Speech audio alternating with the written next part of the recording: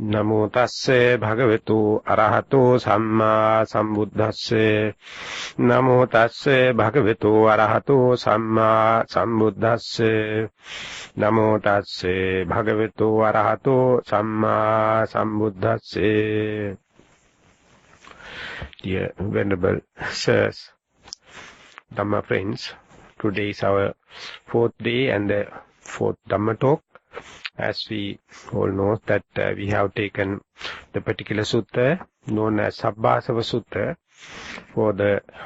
as the main topic of this series, and for the last 3 days we have dealt with it according to both with the theory as well as the practice, and whereby we try to see the very first aspect the Buddha presents. How can we get rid of or abandon these taints by knowing and seeing?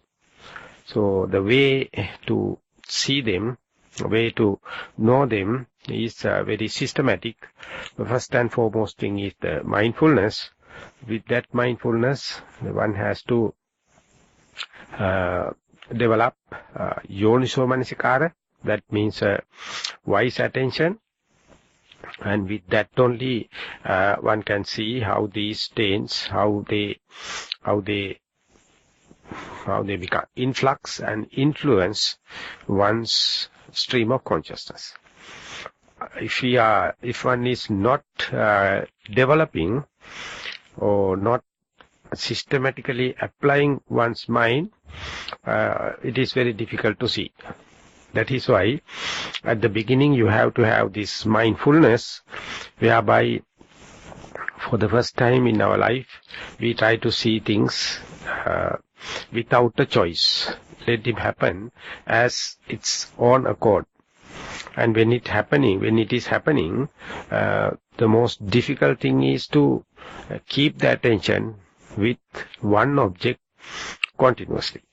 So therefore in the meditation, we try to keep this choiceless awareness as much as possible with one particular object at a time, specifically in sitting meditation, and try to fix all the other variables as much as possible. When you are observing like that, with this choiceless awareness,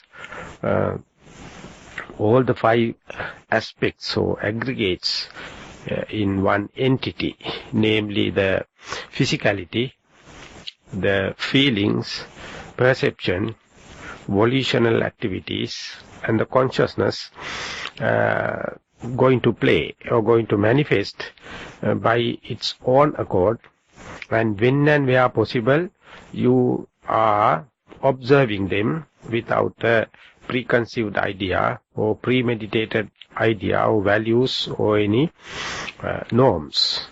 Then only there is a chance for the radical reflection or wise reflection to happen, because that mind is free of these premeditated ideas or preconceived values and means. So even if we are looking at the corporeality or the materiality, namely the in-breath and out-breath, under the light of mindfulness only, you can see as if the in-breath and out-breath as if someone else.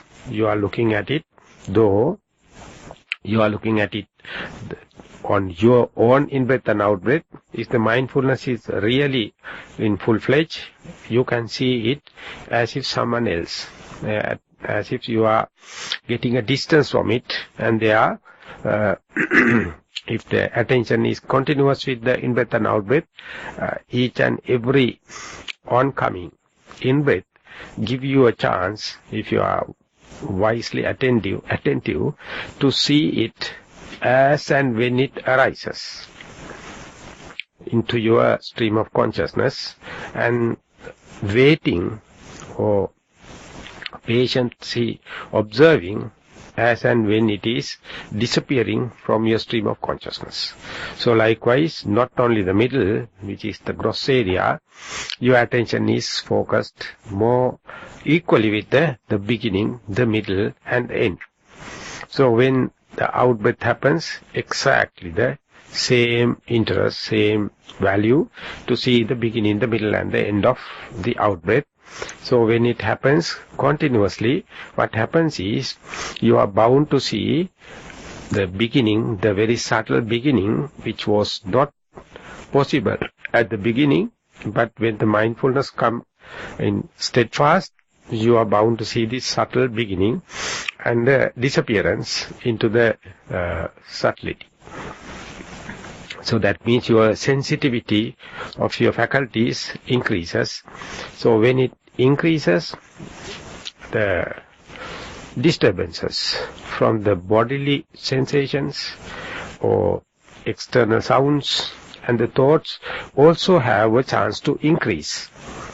And that is why you must be well instructed, prepared to see them not as a hindrance, not as a disturbance. You have to understand they become more amplified due to the refinement of the mindfulness. So in that perspective, if you are going to see, you are equally give the attention, the weight to the thoughts, sounds and the pains, though you are going to give the priority to the primary object. So ultimately, more and more you become closer to the object. So the continuity, the phenomena, the experience become rather a flux, changing thing, just like passing clouds over your head, and you are just observing, and sometimes you can see behind there's a sky that is not smeared, not tainted by the passing clouds. Clouds are changing, but whatever the secondary objects are, your main attention is with the primary object. So more and more you see there are only the four elements, nothing but four elements are working. They have their own interplay. Sometimes the air element become prominent, sometimes the heat element become prominent, sometimes the earth element and the water element. Whatever may be, if you are keen, what ultimately you will conclude is each and every moment all the four are available. But one take the upper hand or leadership, it dominate others, appear like that dominating one is the only present. But without arriving at such a decision, if you keep on observing, you can see all the four are available in each and every moment. So without concluding, keep on observing is the instructions. When you go there, you can see these elements, they don't understand good and bad. They have no just and unjust. They have no auspicious and unauspicious. They are working in the universal laws.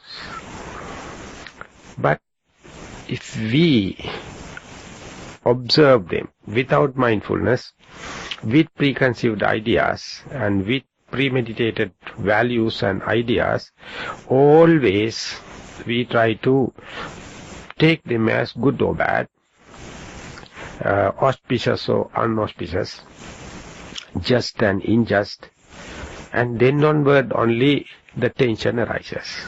Then the involvement arises. We get hooked up with them. We feel, we get engaged with them, committed with them.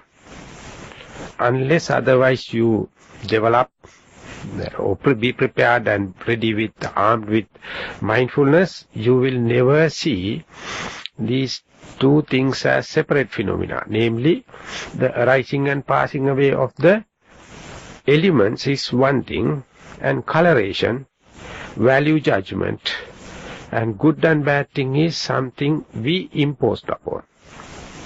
We can easily say the elements, so to say this water element, heat element, air element and the earth element, they manifest in terms of visual objects or sound waves or smells, tastes, tactile sensation, kind of thing.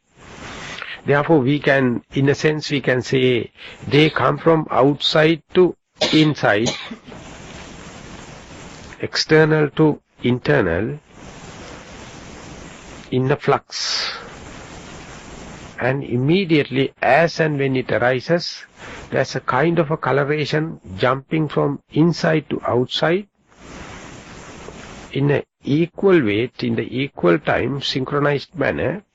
So, they are happening in such a swift way, if we are not keen enough, if we can't thin slice the time, they are happening in such a flux. We think they come with coloration, they come with good and bad, they come with auspicious and unauspicious life. So this is the point you have to get the understanding, or rather employing of the mindfulness. If you are observing mindfully, armed with this preparation, go prepared, you can see they have no any notion about, idea about good and bad, correct and wrong, auspicious and unauspicious, just and unjust. They are just nature, just physics. The earth element we can see solidity, liquidity is the water element, air element is the air, and the heat is the thermal physics. These are the three subjects in the physics we are learning. Over there, whenever we learn the earth, the mass, or the liquid, air, or the thermal physics, we don't feel them as soul. We don't feel them as myself. We can of course see them as external.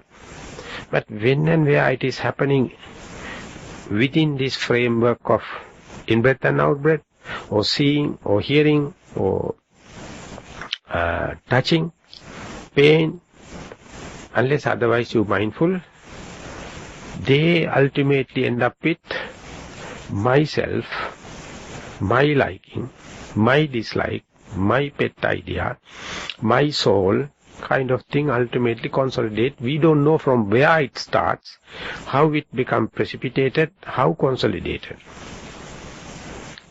So, unless otherwise you thin slice the time and reduce the phenomena into the tiniest possible particle, this discrimination is difficult, but possible. That's why at the beginning, till you develop a certain amount of mindfulness, or a certain amount of preparedness, that means listening and consideration and deductive knowledges, you may find it is something mystical, something find incomprehensible, something find impossible. That is why at the beginning it appeared very painfully slow. But if you are enduring, keep on enduring with the faith upon the Buddha or Dhamma or the other core practitioners, or upon your virtues, or with endurance, with the zest and the mindfulness and the concentration and the wisdom, one day you can see, even if you are ignorant for 100 years, one split second, if you see this, if you are to see this, that split second is much stronger than the 100 years of ignorance. That is why the Buddha is standing. He says, even if you are not accepting, due to ignorance and lack of mindfulness and lack of preparedness, he is sympathizing. But if you keep on practice, definitely he knows one day you will come to that conclusion. This interplay of the elements It's a completely physics. There is no attribution of the soul or self. There is no attribution you can find with the Creator God or personal self. Up to that point, if you go there, that is the point you see, unless you are mindful, unless you are prepared, kind of an influx happens. Kind of a coloration happens. Liking and disliking creeps in. Personality creeps in. Then onward only this suffering come into being. Whatever you imposed upon, whatever you claimed, whatever you committed, you try to keep it as permanent. This is my wish, this is my liking, this is my personality, but you don't know you have placed these likings, personality, traits, all the kind of thing upon such a flux, such a changing base. It is ever changing. So therefore ultimately whatever you expected, whatever the appointments you have, all bound to end up with disappointments. Because you are everything based upon such a flux. Without knowing that, you try to maintain what you imposed upon, your liking and disliking, your personalities. And then ultimately you are the one to suffer. So before going into any conclusion, the first and foremost thing is see things as they are, seeing and knowing it is such a flux. And there's two things interplay. One thing is incoming flux of this, the materiality, the earth element, water element and kind of thing. The second thing is what you imposed. Once you project upon them the liking and disliking, and good and the bad, auspicious and unauspicious, just and unjust. This is completely indicate from your personality, who you are, what you are. So to see the what you are, who am I, what is the present moment, first of all you have to see the influx or the interactions or encounter with this materiality. So to that, the thin slicing of the time, that means in Pali it is called Kana Sampatti. You must be right on the present moment, and you must reduce it to the small, tiniest particle. That is to say, you start with observing the beginning, the middle and the end, and keep on slicing it. The beginning itself is nothing but a series of thought moments, series of experience. So more and more you become close to the object, more and more mindfulness, you can see it is nothing but a conglomeration of materiality. So you will never end up unless you go to the tiniest most particle, time-wise, rightly on the present moment. Then only you can see how these things come together. That means the materiality as such is completely pure. It's a completely physics, but upon which, without an effort, due to our rut, due to the acceleration, we impose, we project good and bad, correct and right, and then we get hooked up. Ultimately, whenever it is whenever it is going to change, impermanent, we are the one suffer, the person who projects. So this is the story regarding the materiality. When you go to the feelings are, we come under the immaterial part. Materiality is the four elements. Immaterial part has feeling, perception, volition and the consciousness. Four aspects. The feeling itself has three facets: pleasurable, painful, and the no pleasure, no pain. Out of these two also, whenever the pleasurable feeling happens, the undermining tendency is always the desire. So therefore we fail to see, as and when the pleasure disappears, pain comes, but our mind can't see, because it is obsessed with, it is possessed with, it is under the tendency of the desire. As well as equally, when the painful feeling happens, the hatred is the coloration of the mind, the tendency, dormant tendency. Therefore, even though the painful feeling leaving and opening the doors for the pleasure, we are not ready to accept it. So therefore it is naturally uninstructed beings, unmindful people go for pleasure-seeking games. They hate pleasure, pain. But when and where you are observing the pain and pleasure without that kind of a preconceived idea, pain as pain, pleasure as pain, pleasure as pleasure, then one day you will understand each and every pain is ending up with the pleasure. Each and every pleasure ending up with the pain, proportionate to each other. So when you add together and divide by 2, there is no difference in the pain and pleasure. And yet another alternative is no pain, no pleasure.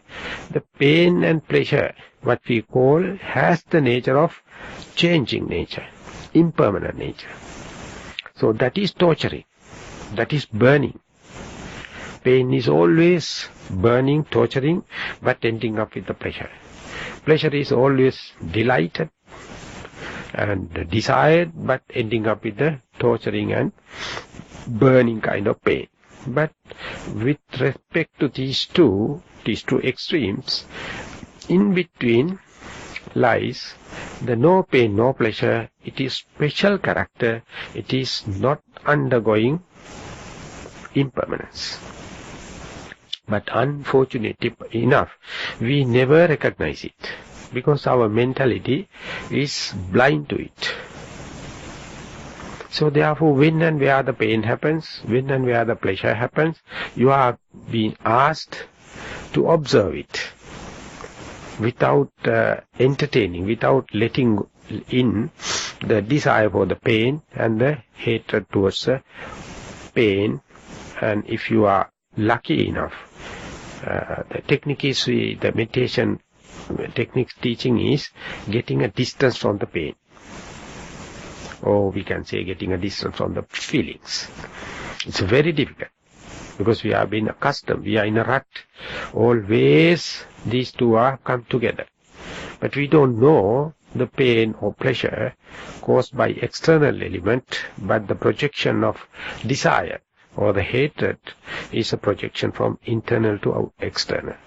So when you separate it out, not only your endurance increases, your resistance increases, and only then you will be exposed to this no pleasure, no pain. And one has to come and tell you, instruct you, the pain always changing into the pleasure, pleasure is always changing into the pain. Even though we consider they are contradictory and completely opposite, they always come in hand. In nature, they can't live separate. But in our values, we always have a black and white difference. But understanding this disadvantage of the pain and pleasure, one has to show the advantage of no pain, no pleasure. That advantage is not changing, unchanging nature. But this unchanging nature manifests as boredom.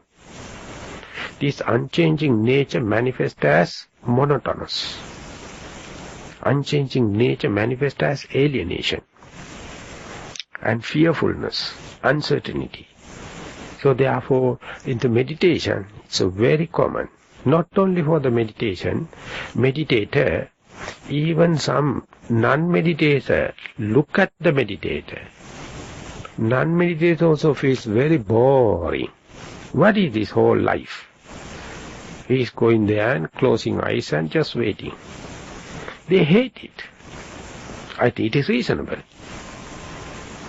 Therefore, when and where the meditation start the momentum, meditator become agitated. Meditator become irritated, bored, monotonous, and feel like cornered, feel like alienated. So, the taints, or our personalities, or our egocentric ideas, becoming smart and coming out with one or the other pet ideas, and what would do if we are going to do this and that, and what about getting up and go, do this thing and that thing. Lot of things come into being. So you can't understand which is the friend and which is the appear to be friend. So whatever the creative ideas, I won't say the creative, the crafty ideas coming from the ego appear like very friendly for the meditator. The no pleasure, no pain appear very boring. So therefore, such a hell of a fight. But if you are prepared to go there, and one day if you give the equal value, the when and where this boredom happens, a lot of thoughts are going to happen, and you feel like doing this and that, all the kind of things are going to happen. So if you are correctly attentive, wisely attentive, radically reflecting upon that, this boredom is a very good sign. This idea of get up and go, it's a very good sign, because background is boredom. So what you have to do there is your equal chance, or just continue without entertaining any volition, any will, any intention. Just keep on going. That is the heroic nature. At the beginning you need energy, heroic energy, but when this kind of a challenge happens, you have to take this radical kind of approach. What will happen if I continue with this boredom? What will happen if we continue with this monotonous idea? And there, one thing to be mentioned, if you have any kind of self-criticism towards the virtues, this time you will get punished. If you have any kind of mental illnesses, this time you will be keep on multiplying it. So when the mind goes to this kind of a challenges, you have to have a fair mental and physical health. That is why before the meditation you pay respect to the Buddha and remind or reflect upon your virtues and sacrifice. May my life or body may suffer, I will never give up, I will take this challenge and go. So more and more you become meditator in the regular way, you have to take care about the internal and external purification, macro and micro level of purification. Otherwise this whirlpools, trap holes can happen. Because this is a kind of a challenge, kind of a tightrope walking challenge. So when everything correct, when everything is perfect, then you can continue with this no pain, no pleasure. More and more you go there, you go from known to unknown, you go from the gross to the subtlety, you go from the self to non-self situation, and enormous, vast the space. Nothing to challenge, but nothing familiar. That is why this uncertainty, unknown nature, when and where it happens, you feel unfamiliar, you feel cornered like.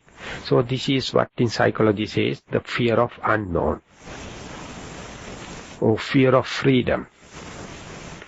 So the Krishnamurti, when he was talking about that, he says the person who knows the danger of known, he will go in search of freedom from known. The known things are the ones going to give us the familiarity. That is the one going to hook up with this phenomena, and get committed with, and then only we create suffering. So when and where unknown comes, it is impermanent, not impermanent, it's a completely permanent thing. But the fear happens, that's a sign of the defilements. But if you knowing that if you keep on practice with this boredom, that is to note the boredom as boredom, monotonous as the monotony as the monotony, and the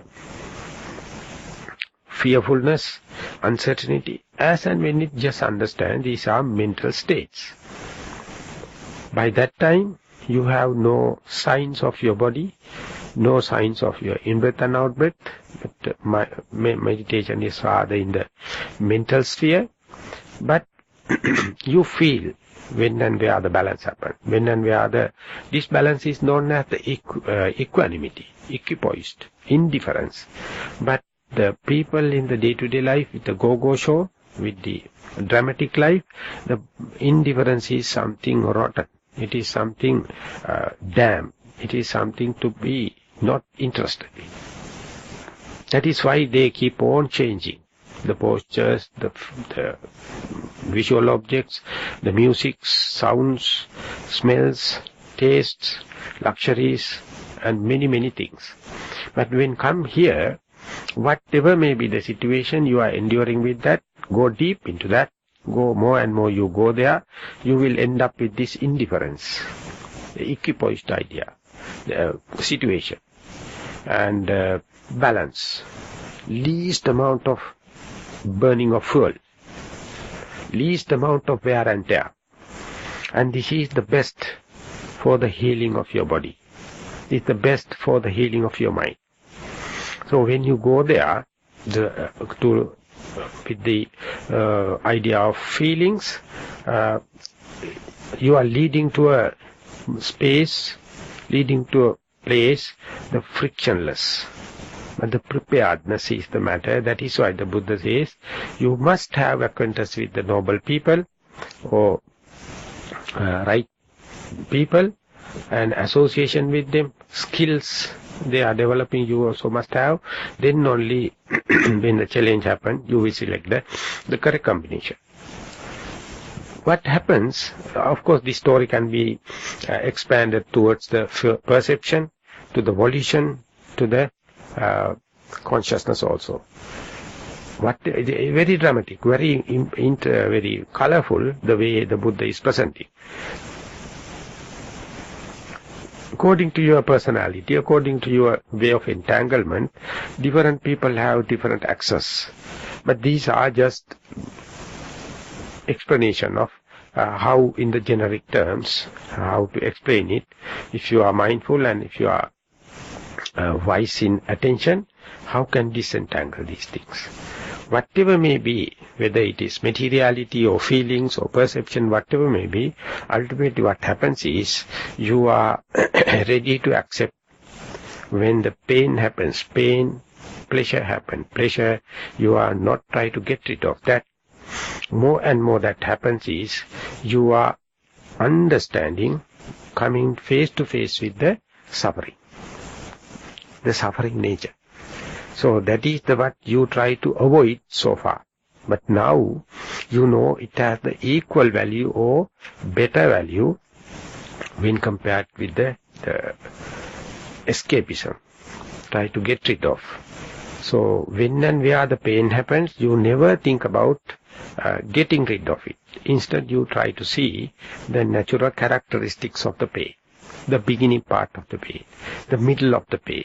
As the middle comes, how the tension arises, how the frustration arises, how the disappointment arises.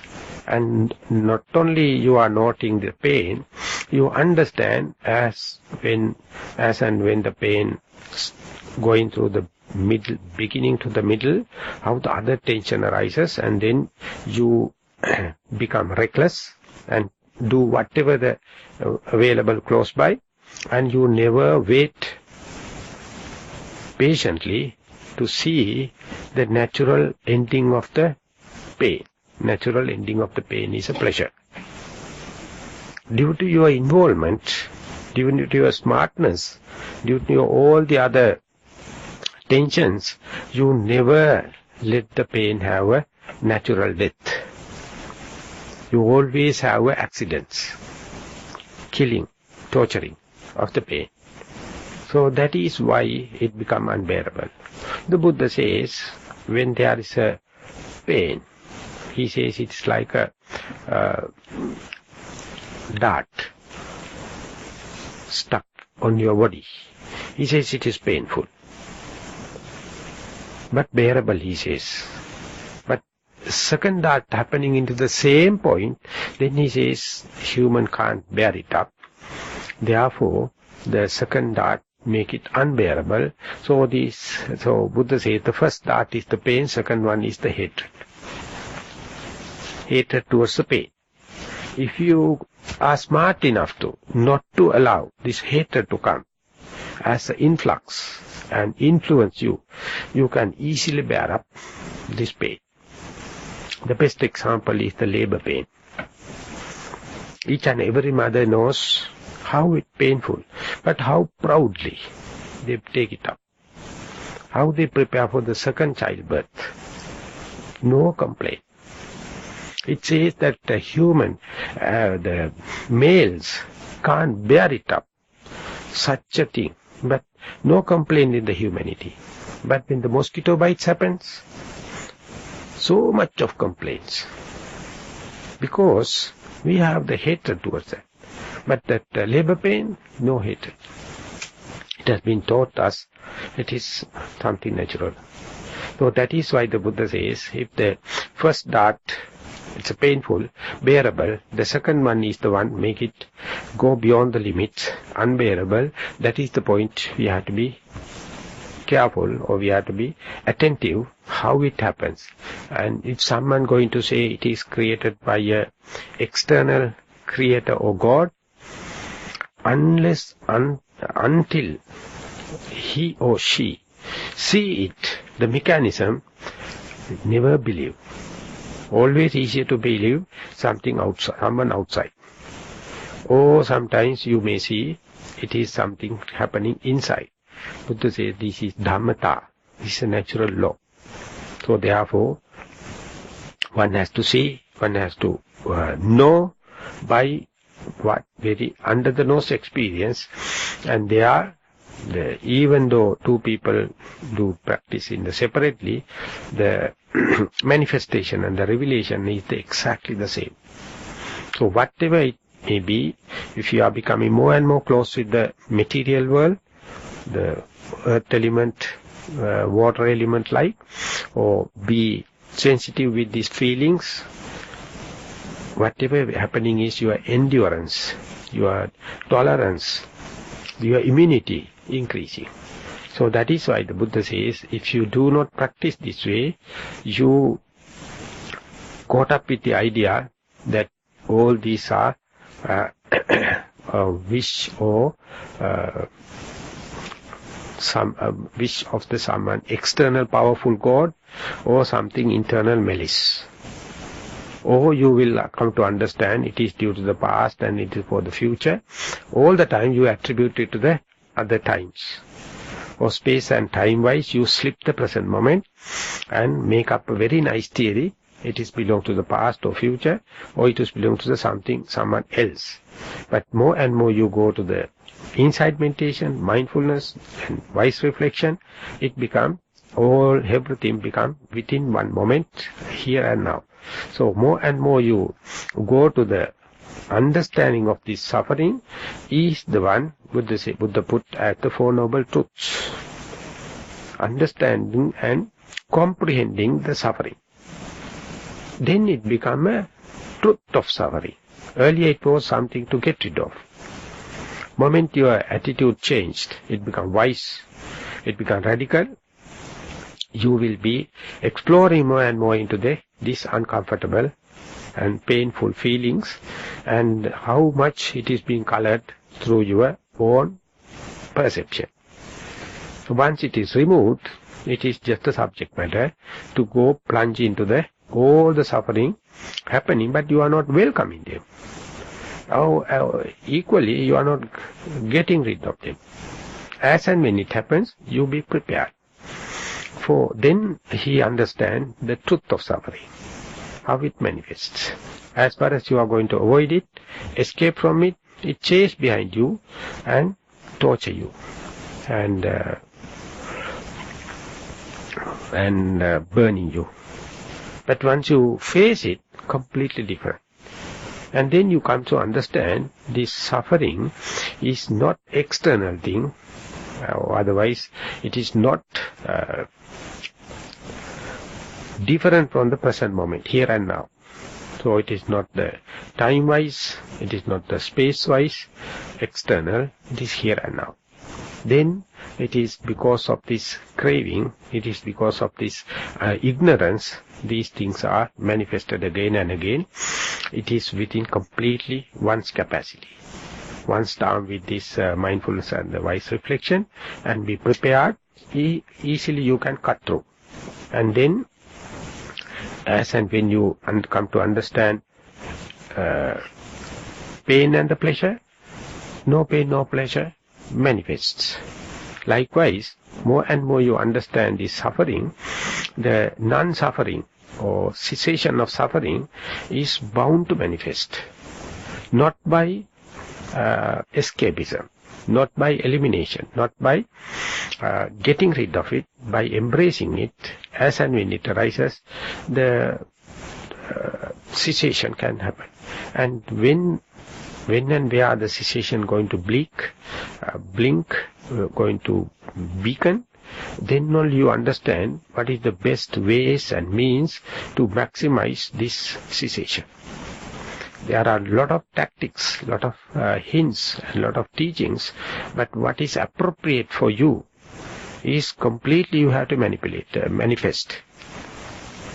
Whatever the teaching going to Buddha says, or other people going to say, you have to manifest your own path. It is happening by understanding the suffering and its cause, and therefore the suffering for the worldly being, it is something to get rid of. But for the yogi or a practitioner, it's a raw material to scrutinize and go into and see where the torturing nature come into being, where the burning nature come into being, and that is as and when you consciously manipulate it, then the suffering starts. If you leave the phenomena to happen, by in its own accord. There is no volition, there is no intention, there is no will, no suffering. That is how the thin slicing of the time and going in minute details into the matter or mentality try to help solve this problem. For this trip, the mindfulness is the only path. So if you are in a systematic way to understand these functions of mindfulness and the wise attention and the preparedness, the moment you see these influxes are not already made one. They are preparing then and there. If you become more and more ignorant, they become more in acceleration. Ultimately, you will become the slave. But if you can catch and nip at the bud level, you understand that you can master them. And then only the Buddha says you will understand this falsified idea of the self and the ego, and you will understand it's a highly costly thing. Why not you get rid of and try to be in here and now? And when and where you come to here and now, there's no chance for the ego or the self to come into being. And equally it says the doubts about whether that the suffering happened due to someone else, or whether it is due to my own faults, or whether it was in the past, will it be in the future, all the doubts will be clarified. And what is the pathway, the correct path to get rid of suffering? Many people prescribe many things. As far as virtues are concerned, different interpretation. As far as concentration is concerned, different interpretations. As far as the wisdom is concerned, different interpretation. But you will understand what is the shortest cut. And therefore, extravagant, unwanted thing, you will get it off that. So that is how the last one, the out of the Four Noble Truths. It's a very strange matter, strange pattern you have, Buddha has presented. It says once you realized only, the path become clear.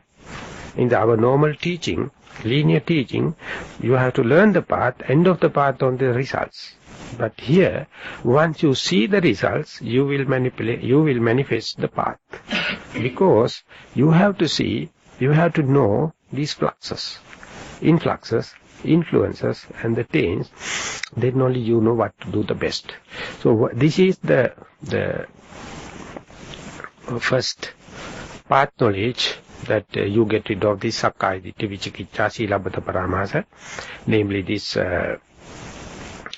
self-idea, egocentric idea, selfish self and the ego. Second one is the doubt, and the third one is the understanding the what is necessary as the virtues. And then the Buddha keep on explaining in this particular sutta, there are the 6 methods to develop mastery towards these influxes. The first and foremost is just by seeing and just by knowing. So by seeing and knowing, you map it. That means that as if you are a person doing a spying or a secret service, you go to the particular place without uniform and you observe and see who is the culprit. And once that you have noted, pick the person, still you don't have executive powers, so you have to get the support of the police if the jurisdiction area, and with that only you have to catch the fellow.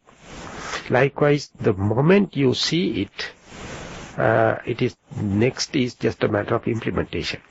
What you have to do is, before going to the implementation, you have to again and again and see whether that the same culprit, same person is doing the mistakes. Likewise, more and more you observe it, more and more you become the master of the situation. But yet another part of the story, if the particular culprit comes to know that you are under surveillance, it never stay long under such circumstances. It quit as quickly as possible. Likewise, we can see whenever we can see the defilements, taints and dormancies, as and when it arises in their standard form, they can't stand you. Therefore, the very first path knowledge is a great breakthrough. And after that only, Samvara Pahatabba, that means restraining of the faculty is possible. Otherwise, without seeing, without knowing the taints, the restraining of faculties, so to say that restraining of your eyes and the ears and the nose, it appear like a open prison camp. Why one should restrain it? Because that one can argue, due to the Buddhist way, due to the past good merits only, we got good eyes intact. We got good ears, the nose, the tongue, the body. We are not deprived of that. Once you got it, why not we entertain it? So therefore one can claim, this is my human rights, to see as much as possible, to see hear as much as possible. Like he can argue, he has his own grounds.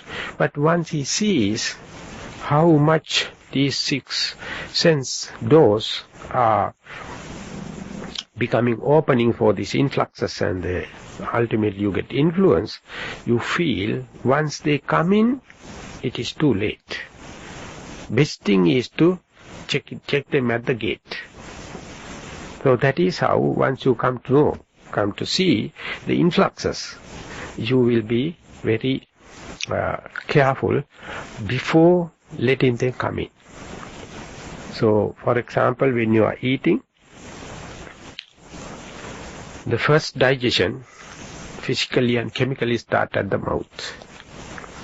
If you chew the food very well, salivation happens, maceration happens. Ultimately, all the carbohydrate parts digestion will start right at the mouth. And if you are really chewing, ultimately all the 6 tastes will come to one single taste. And then if you are going to swallow, such a meal never make any indigestion. Therefore, the Gandhi, you know, the person well known in India, he says, you have to drink all the solids. You have to chew all the liquids. So that means that all the solids you have to macerate up to a liquid and then swallow. So that means you are really, digestion starts right at the mouth, and our reflexology people and the doctors usually hesitant to say like that because it is going against their business. So they say, the reflexology and the health science people says, if you have diabetes, you can stop that at the mouth level. You can take fair amount of sugar, but chew it very well. So then the saliva would do that, but soon it swallow, go down to the acidic base, there onward the ptyalin and the basic thing completely nullified, so that digestion immediately stops. So balance of the digestion system have no methods to digest the balance of the carbohydrates. So whatever you eat, if you manage right at the mouth level, that everything will become juicy and sappy and nutritious. But if you are going to swallow quickly, thinking at junk food and running in the train and eating while doing the jobs and all the kind of thing, you have no kind of attention for the food you are eating. So what to do? This body is just a chemical machine. So once you put everything into the stomach can do not the carbohydrate but the balance. So carbohydrate problems continue to arise.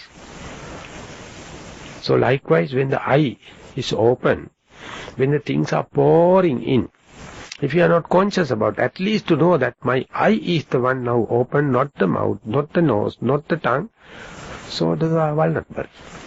And sometimes when you are observing such a colorful and dramatic thing, naturally mouth also opens.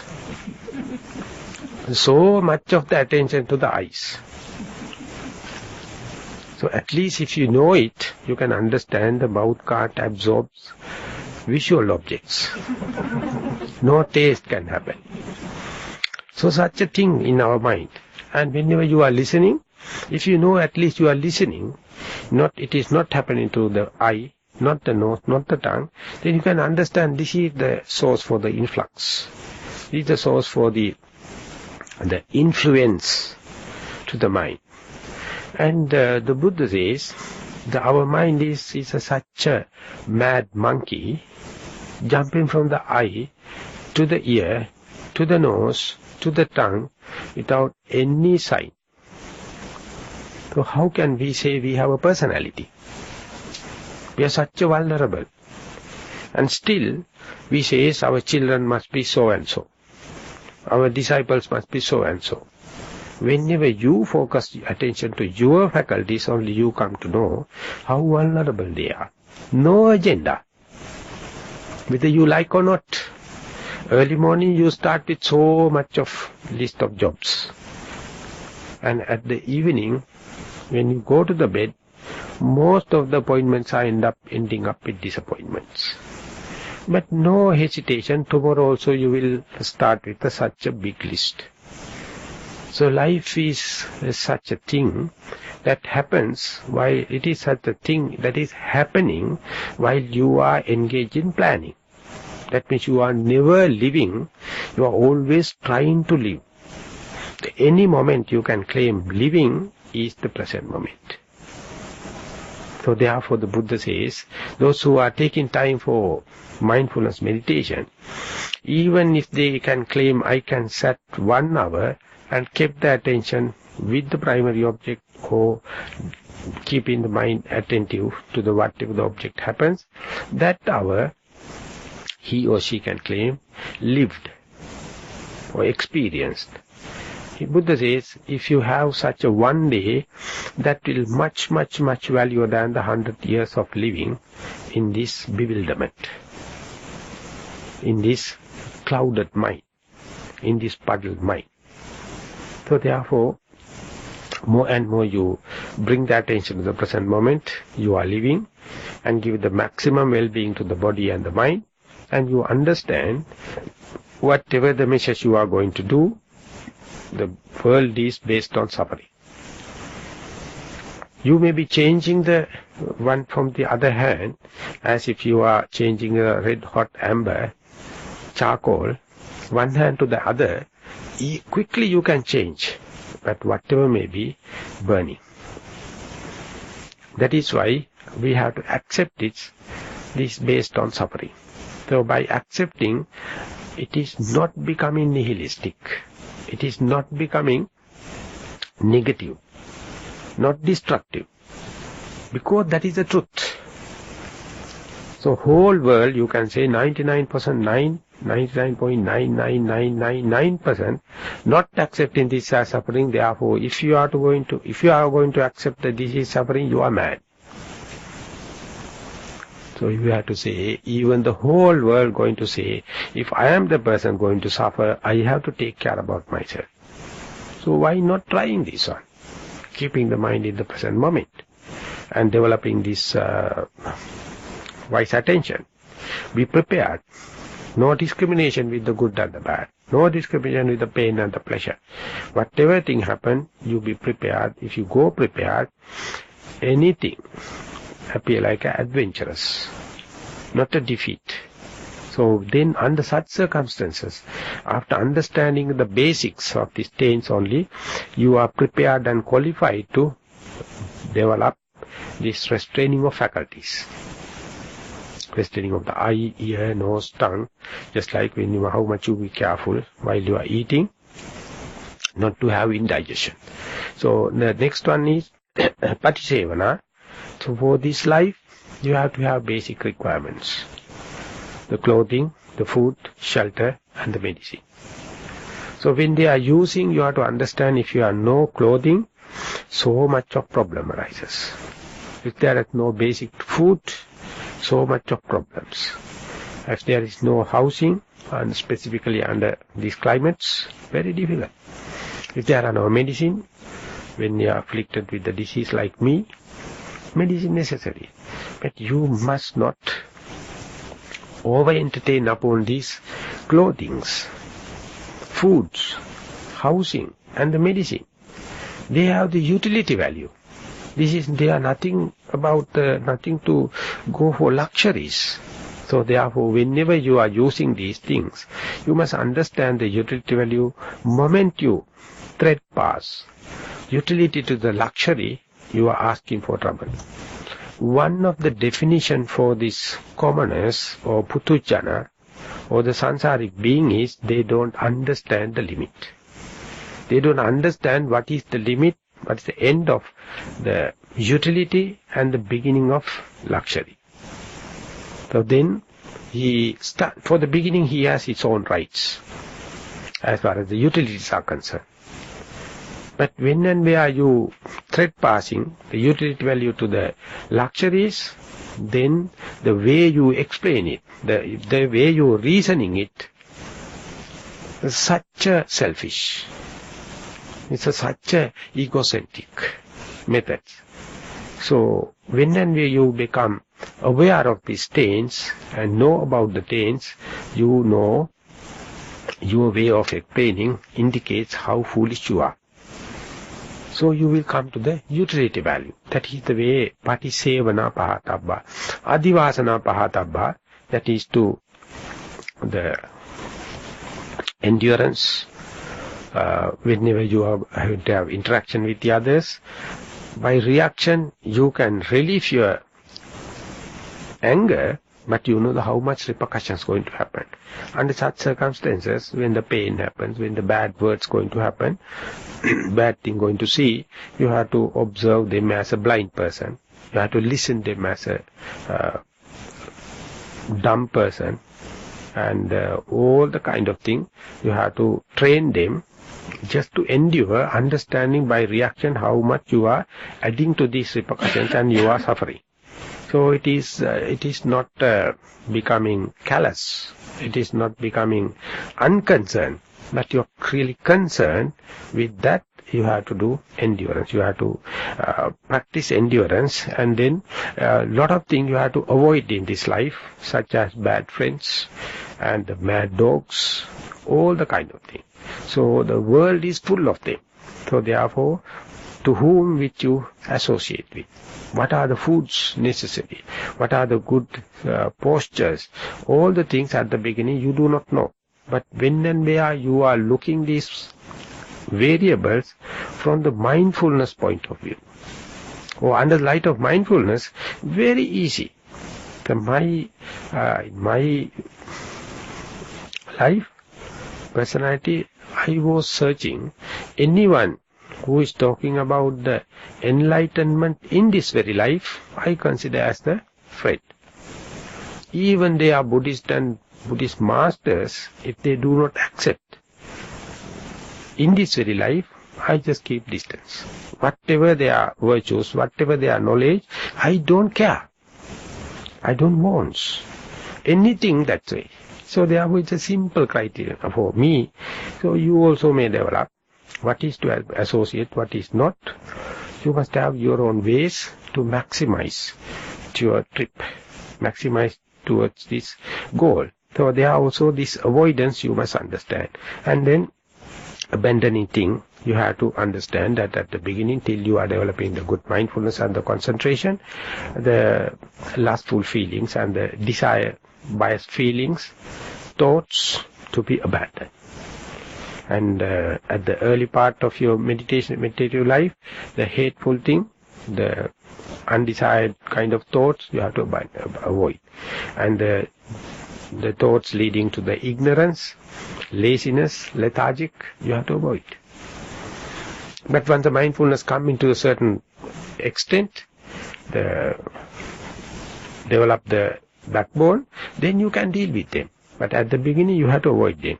And then, with this kind of arms and be armed with them, you will ask what is the next, what is to do.